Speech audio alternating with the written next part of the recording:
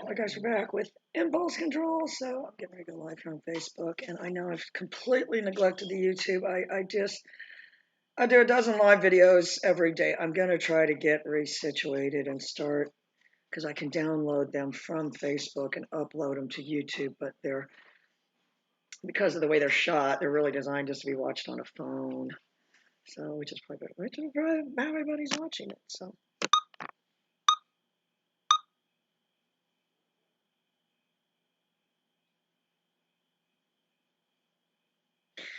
All right, guys, we're back. I told everybody don't come to work today. I got to go to the store in a minute, but I am going to do a couple videos real quick. But the thing I've been seeing on Facebook all the time, and I understand these people get this vernacular from these chat boards, but that we're going to teach a dog impulse control, and I'm going to tell you why that doesn't work because it's a factory install. It's a factory install. So, and if you said, well, what do you mean? It's installed by the factory to keep this thing alive. So when it's out in the wild, you know, it doesn't second guess itself and it has an opportunity to chase something down and kill it. It acts on that impulse and does it. So I mean, that's why obviously there's going to be differences in breeds.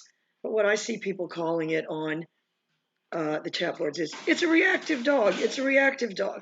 What they're really saying is it's an impulsive dog. Because if you said is what's impulsive, just poorly planned, you know, sudden erratic behavior. I mean, that's what an impulse is. There was no planning involved. So if somebody's bringing a dog to you and says, "Oh, it's reactive, it's reactive, it's reactive," honestly, guys, you've got to go like 3 layers deeper than that. And if the dog has done it, honestly, even more than 3 or 4 times, you need to understand. We need to dissect way more about what's going on, but we need to understand we're now moving from impulse to compulsion. So the dog is now just behaving this way. And honestly, a lot of times they don't even know why. And a lot of them like it. If you said, "Hey, girl, I'm still waiting to hear about the puppy." Um, but that's what you need to understand. There's impulse behavior, and then there's a compulsion to behave a certain way. And I talk a lot about the pit bulls, and I'm not anti-pit bull, but I do understand them. They've got a compulsion to try to find that trigger in the environment. They need a certain behavior as a detonator. So they've got a compulsion to try to seek that behavior out. So they're not really acting on impulse as much as a compulsion to try to actively look for that behavior. With an impulse, a dog that's just impulsive, it's just kind of doy and, all of a sudden. So there is a difference. And they're not completely unrelated. And one can become the other. So that's what we've got to go beyond just saying the dog is reactive. Is it doing it because it gets joy and pleasure from doing that behavior? Or is it doing that to release anxiety? I mean, there's only a certain number of reasons that people have impulsive behavior. And, when I say people, I mean our fur children. But I mean, if you had to say in dogs, you would have to selectively breed impulsive behavior out of them. And I say, yes, people do that all the time. And when you look at, I think it's profound when you look at the number of dog breeds that come out of Germany that we already have. These breeds were developed a long, long time ago. We're not developing breeds of dog at the rate that the Germans did back in whenever they developed these lion's share of breeds of dogs. So, hi, JT. That's what you've got to understand. So if you said, okay, well, I have an impulsive dog or even a compulsive dog, if it's got this compulsive behavior that the second you put the leash on, it's now going to actively seek, reasons to react without a detonator from the environment. And that's how it's progressed into compulsion. Just, it may have started out, oh, this is what people always say. It's the other dog's fault. We were just out walking. We were just and this neighbor's chihuahua started barking, and then that got Fluffy doing it. And ever since, then Fluffy did it. So we have to say initially, the dog just acted on impulse, but now if it just sees a dog standing there and has this same initially impulsive reaction, it's now becoming a compulsion. So if you said, well, so now that's like fighting Mother Nature. So that's why they're not designed to control impulses, and neither are humans. We only do it by virtue of intellect and social parameters and moral and, all these things. They're not operating from that core at all. So if you said nothing chemicals going on when they're doing these impulses, I'd already have, that's that's what we need to understand. Once we've, got that nitrous oxide injector wide open, and then every time this dog is having this reaction, it's feeding these chemicals into the brain. And if you said, how can we change it? You can't actually change chemicals with an e-collar. And I know there's people that are going to say, oh, no, you can't. Yes, you can. I mean, you can change them in a bad way, but you can change it in a good way too. So if you said, what would your plan be for these so-called reactive dogs? Set up a situation where I can help this dog understand it's to your benefit to subordinate that impulse. Not, I said don't have impulses. I said don't have impulses because it's morally incorrect and it's really upsetting the neighbors when you bark at Fluffy. They're just not going to function that way. So you've got to, and that's why sometimes you do have to use, and that's what I was talking to Cher about yesterday. And there are some dogs that need to be defeated. And if you said, what do you mean? Like I did with Parker yesterday. Parker's never been defeated. He's taken on everybody that's come at him. The trainer, this big guy that's like 6'2", really buff. He was able to wipe that guy off. He got rid of that guy. The owner and, Mandy, you already know what he does to all of you. I mean, this woman literally has bandages on her arms from this dog biting. So he's taken on all comers and fought all of them off. So he's got to be defeated. And I'm not saying to myself, let me be the one to defeat him. Let me use the collar, honestly, you guys, to chemically defeat the dog, to give him a bad taste in his mouth about the level of success he achieved from, trying to take on Crash. Sure, Crash is turning into a monster because she thinks she could beat up anybody. Every time she went at him, I would add the nick. So what ended up happening is by the end, he was in defense mode. And if you said, what does that mean? Well, you're losing. You know what I mean? If you started out going to knock this dog on its ass, and 10 minutes into it, you are now, you got defeated. You got defeated. So defeat. Defeat. And that's what sometimes you've got to use if you get these obnoxious rescue dogs in, and don't kid yourself. And if you're not doing rescue work, you got a big eye opener coming when you start running into these dogs. Because you're talking about 2, 3, 4-year-old dogs that have defeated everybody and everything. Put them in a crate? No, that's not going to work. They'll tear out of that. And just on and on and on. And if you said, how hard is it for these dogs to defeat these people? Not that hard. And they fought every dog, these dogs with these stories of, it bit. And then we thought maybe if it was in a different home with a different dog, then it defeats that dog. And then we thought, well, if we just put it in a different home, maybe with a female, it won't fight females. Yeah, because, I mean, even in humans, men attacking women is unheard of.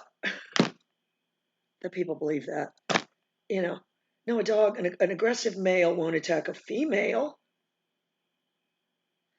Anyway, what your job is, you guys, with the electronic collar, obviously, is to have foresight, to understand exactly why the dog is doing it, and have a real bam, bam, bam contingency plan, not be disappointed when it does it. So if you said, what's your general plan? I've only got one, and that is honestly to use the recall to make it seem to the dog that's it's to its advantage at that point to come to me, not to attack the other dog or run away or whatever, to make them believe it's to their advantage, not to teach them, because she said so, I'm controlling my impulse. And if you do it long enough, I promise you, you'll chemically change the brain. And I didn't used to believe that either. I don't know how many years into it. But once you, honestly, it's you can cap off that nitrous oxide that's going into their brain. But you've got to have skill and you've got to have foresight. And hindsight's 2020. And you've got to develop, you know, foresight more than anything, not set up situations where the dog's going to do it and you're going to correct it. You've got to preempt it.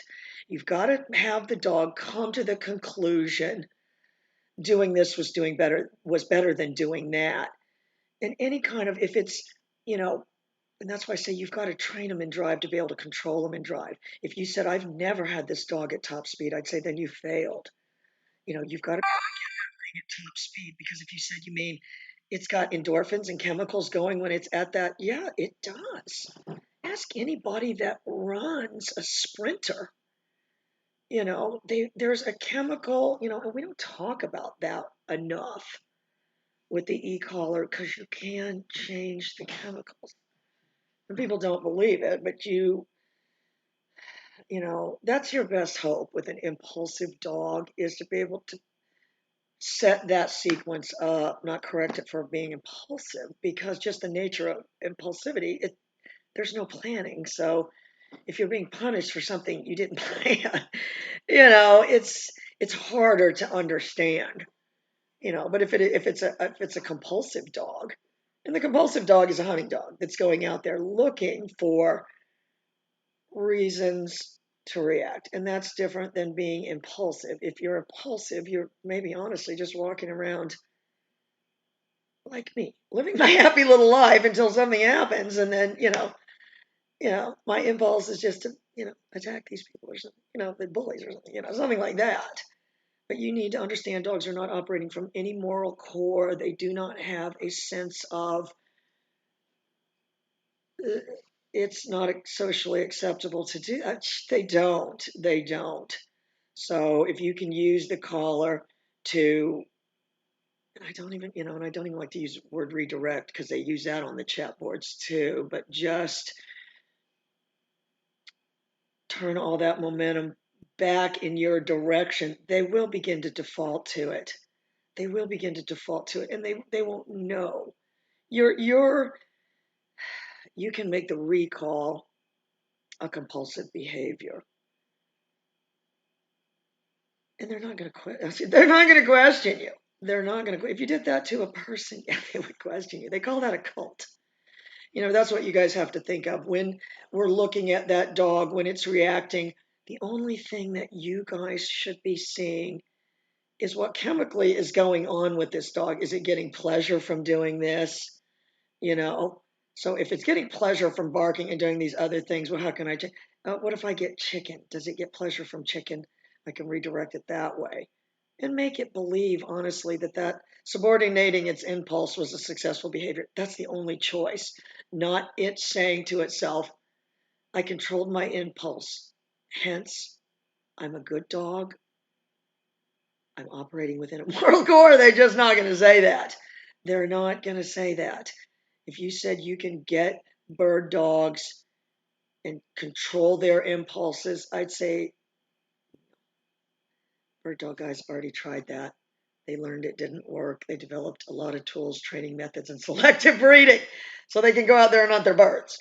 They can't control. And we have to look at that from an intellectual viewpoint. Not that we're going to correct the dog. So you've got to really assess, though, in dogs that need to be defeated, that needs to be done first.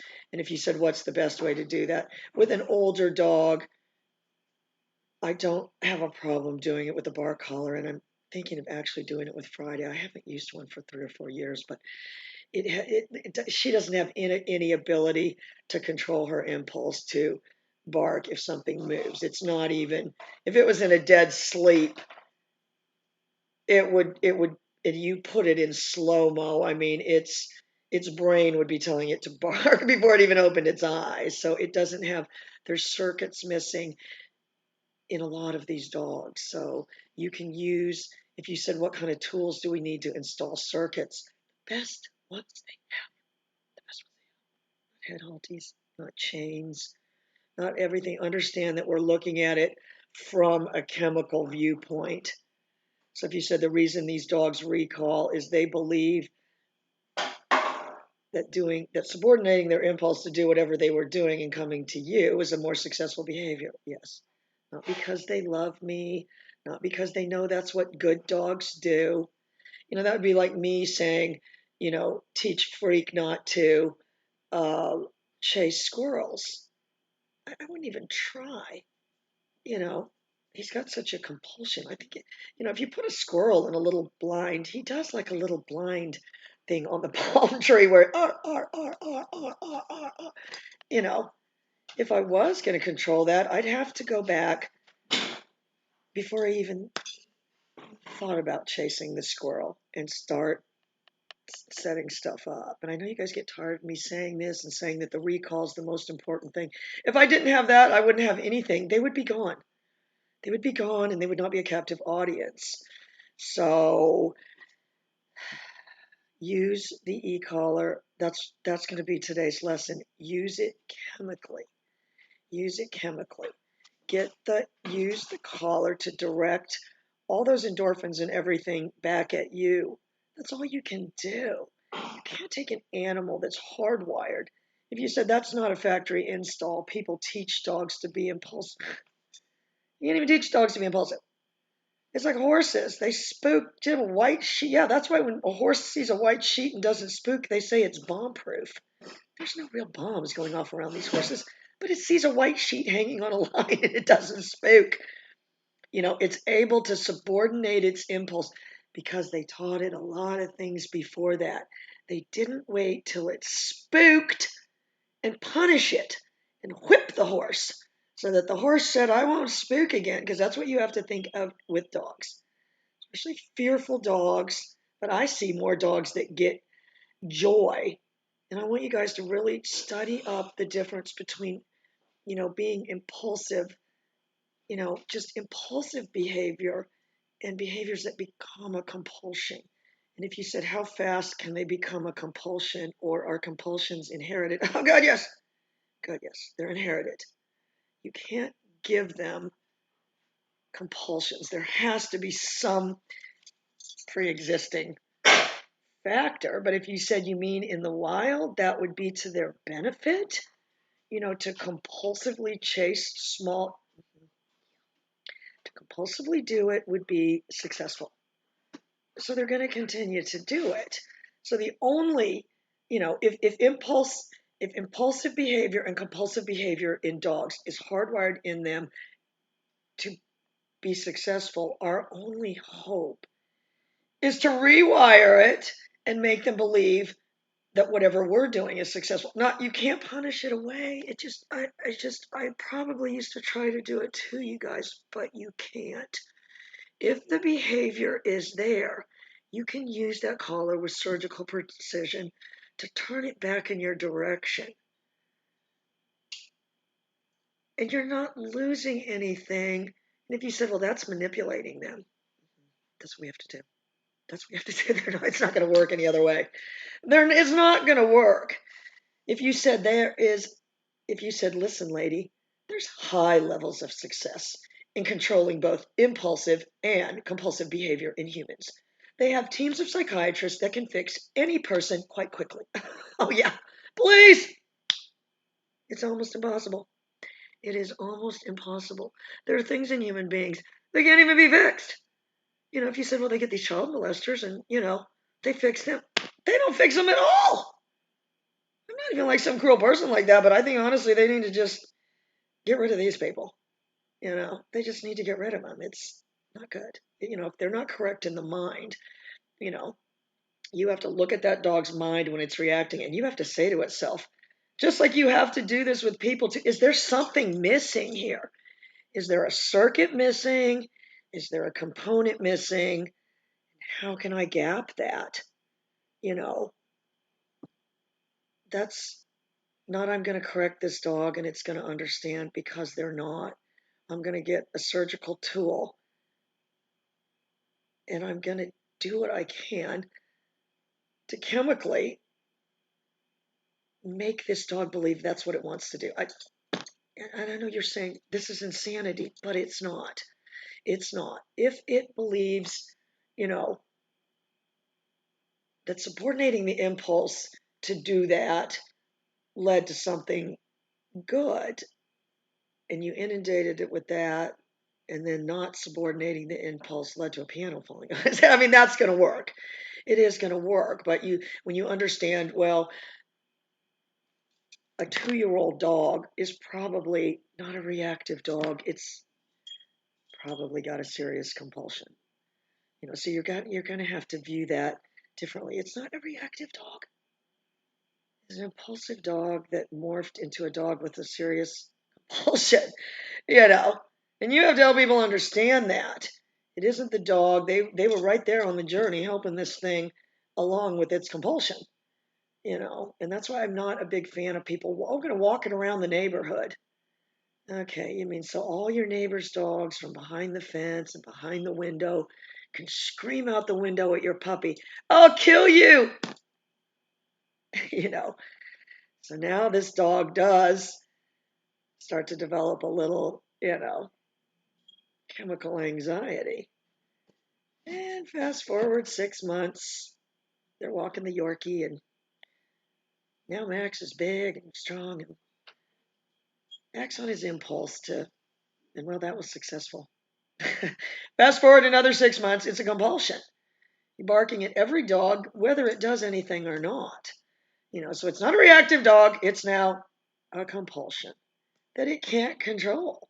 It can't control it, so neither can you. It can't control it, so neither can you. You can only redirect it. So I'm going to go out there right now, and I'm going to do a couple videos because I've got to go to Walmart. But that's what I want you guys to think of when I'm looking at this collar. Obviously, if you're using the collar wrong, and if you're using constant, and that's why I'm so against that, you guys. If you said, I'm a new dog trainer, I'm going to pick it up, and I'm going to learn the only way there is to learn with constant, and that's the hard way, that when you hit it too hard, that thing chemically went, and good luck getting it back from that. Because once your body feels, and what I want you guys to think of is you're just honestly yourself. When you feel defeated, but then here's a friend that's going to pick you up and take you off, and now you're not defeated anymore. That's kind of your job there if you've got to defeat some of these dogs. But if you're, I just want you to think, you want to go to the club or something. Like you want to go to the club and your friends want to leave. You don't want to leave. I mean, you've got to be able to put your feelings, just honestly, chemically, you've got to think of it on that level. And if you said that's way too clinical, it isn't too clinical. It isn't too clinical. That's how you have to think of it. If the dog, if you said, what's the best success of dogs that are biters? Fear biters, because you can chemically change them. Hi, Alice. Hi, JC. You can chemically change these dogs and make them feel happy instead of fearful. If it's a dog that gets joy out of attacking other dogs, well, that's going to be a little bit harder because you're not going to say, be devoid of joy because I said so. Yeah, anymore, they're just going to fortify themselves and, get away from you.